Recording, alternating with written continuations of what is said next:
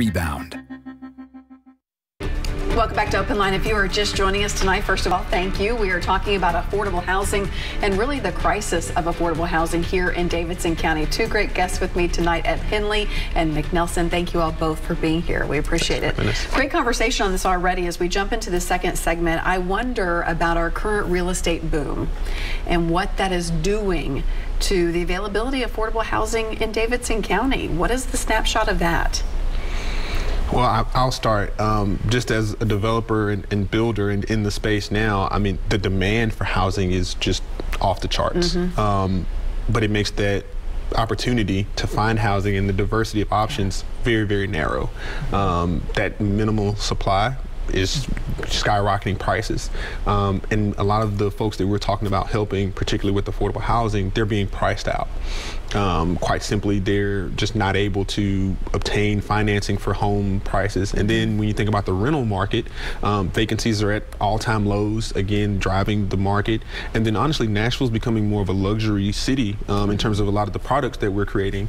And so you kind of have a void well, I shouldn't say a void, but a gap that's being created as new product comes online. It's not necessarily servicing the more affordable rates that are needed to really house the population that we have. And you have the rental rates that are currently in place, they're also increasing just as a market dynamic from the economic standpoint. So it's putting a lot of pressure on people who either have had housing that are going to have to try to secure additional housing, whether it's their family growing or just time to move. And then also a lot of pressure on people who are coming into the city that are just searching for a place to stay. They might have a great job opportunity and are getting met with a pretty significant hit in the face. They're like, oh wow, this is going to be a challenge to really find a good place to stay here. Yeah, that's close to where I work, perhaps. Absolutely. And then Mick, I was also wondering, we were talking in the break, you know, with announcements of Oracle coming and other big companies, we have these announcements all the time, and like Oracle is bringing great paying jobs with them, which is a win. But then I also imagine it's kind of a kick in the pants when you talk about our police officers, our teachers, our hospitality workers trying to live where they work. Absolutely, absolutely. So yeah, I think what we're seeing is what's already a really hot real estate market is just going to get hotter as you have more people coming in, especially from the coast where they may be selling houses that are worth 2 or 3 times or even high prices now, and they come here and they see a $700,000 house and they go, wow, what a deal. I get a yard and all this stuff here. This is amazing. This is, I'll buy 2. So I think, you know, while it's great, and one of the interesting dynamics I think is part of what's made Nashville such a competitive city on the national scene has been the quality of life and the affordability that's associated here in comparison to coastal cities.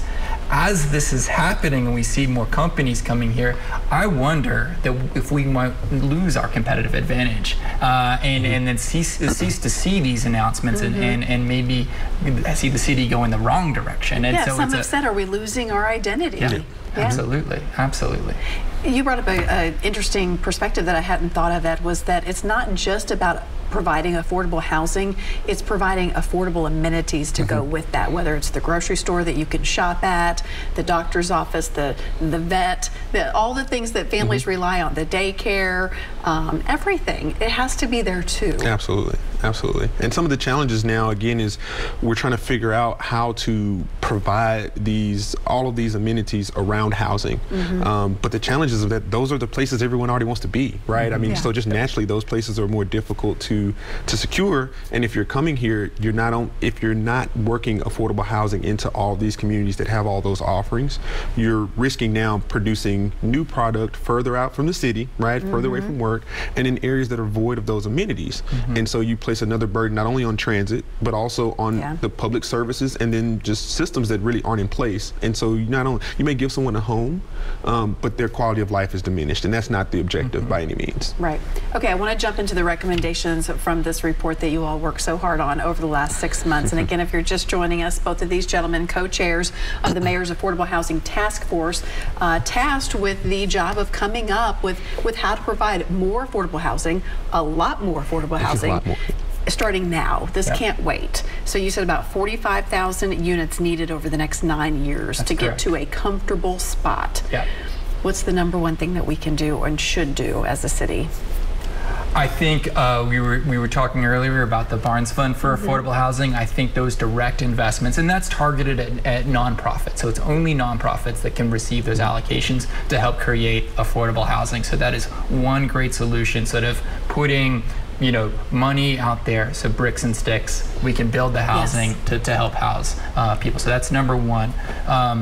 The other thing that the city, one of our recommendations is to try and find better coordination among our government departments, the planning department. So they've been trying more things like, if you're building affordable housing, maybe you can get your permit a little bit quicker. Because as we know in any business, but real estate especially, time is money. Absolutely. And so we can create more affordability just by shortening that time. So that's one other sort of small scale thing that can be done sort of internally to the city and the government and our community as a whole. And another bigger thing about big investments in affordable housing to create those 45,000 units over the next 9 years. One thing I also noticed was creating really a database to really look at the big picture of affordable housing when it comes to government subsidized and also new affordable housing that may go up, preserving some, having it in one place with people looking at it and saying, here's where we are, we can go here, here, here, here, right? No, How absolutely. would that work? Well, I think if you can measure it, you can improve it. Yeah. And that's just the overall concept. And again, it's a testament to putting together the collection of people we did on the task forces. There's a lot of institutional knowledge, but it is divided up a bit amongst organizations. And so creating a database, having it administered by one group that allows you to access it across the multiple groups, there are opportunities that aren't missed. One thing that is unfortunate, as we talked about preservation, is we do have a lot of affordable units that honestly are in situations where their affordability requirements may be expiring. And some may not be so soon, but still over that kind of 9-year, 10-year period that we're talking about. Explain that to me. I don't understand that. I might pass that one off to Mick, Okay. but essentially, That's fine. but shorthanded answer is when these projects were either acquired and/or developed, they received federal or state dollars, and it put an income restriction on those for a certain period of time. Gotcha. And so those sunset over the years based on when they first were developed or acquired. And so we know that. That's knowledge we have. We're aware of that. Let's be smart.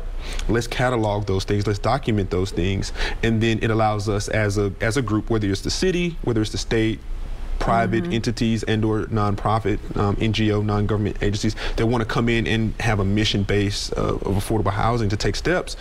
We know where there's a lot of people that we don't want to have displaced, right? And there's a structure where it works already. We just don't want those to sunset. But in Nashville and in this market, that's prime. Right, that's a prime opportunity to come in and just elevate rents, scoop it up, elevate rents. And so really making sure that we're not falling victim to something that we have enough knowledge about, we have enough time in some cases to be able to come up with a plan and then still miss an opportunity. And so that's really important. Makes a lot of sense. That's the preservation factor of it. Absolutely. Anything else on that preservation side that really needs looked at? Which one of you were on the preservation side of it?